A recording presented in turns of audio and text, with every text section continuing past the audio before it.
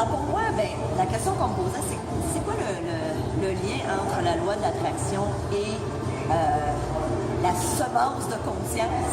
Et moi, ce que je réalise, ben, premièrement, la loi de l'attraction, ce qu'il faut savoir, c'est que c'est une loi qui fonctionne tout le temps, qu'on le veuille ou non.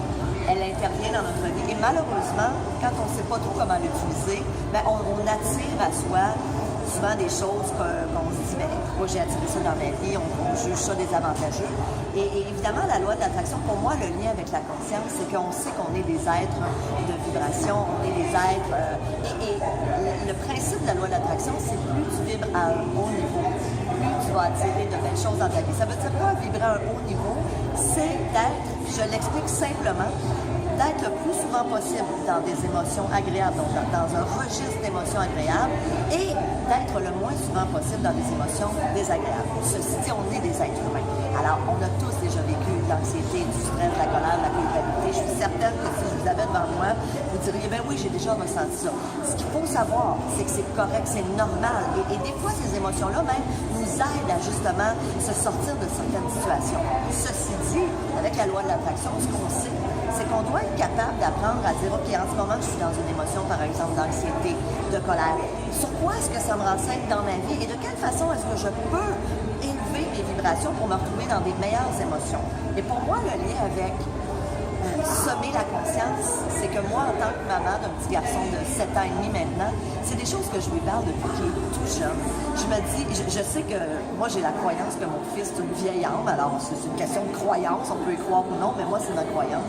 Et quand je lui dis, Louis-David, est-ce que tu es bien en ce moment quand, par exemple, il est fâché ou quand il est dans une émotion? Puis, il y a 7 ans, mais il y avait 4 ans et je lui parlais de ça, dans ses mots, avec des mots pour qu'un enfant de son âge le comprenne. Mais mon but était de justement éveiller sa conscience à l'effet que on est toujours mieux quand on est dans les émotions agréables, quand on est bien. Et c'est ça le but, selon moi, de notre passage ici sur la Terre, c'est de se créer une vie où on va être bien, où on va être heureux. En sachant que oui, des fois, on va passer par des moments où on va vivre des émotions négatives, puis ça fait malheureusement partie de la vie. Puis je dis malheureusement, mais en même temps, ça fait partie de la vie. Donc pour moi, aider nos enfants, nos ados et les gens autour de nous, moi, je pense qu'on peut aider les gens à éveiller leur conscience en étant nous-mêmes une personne de lumière, en rayonnant autour de nous le plus possible. Moi, c'est la mission que je me suis donnée.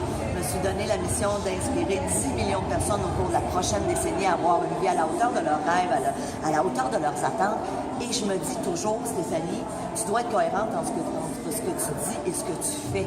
Donc, quand je dis aux gens, prenez soin de vous, prenez soin de votre santé physique, votre santé émotionnelle, écoutez vos symptômes, écoutez votre corps, écoutez vos émotions, ben, c'est des choses que je fais.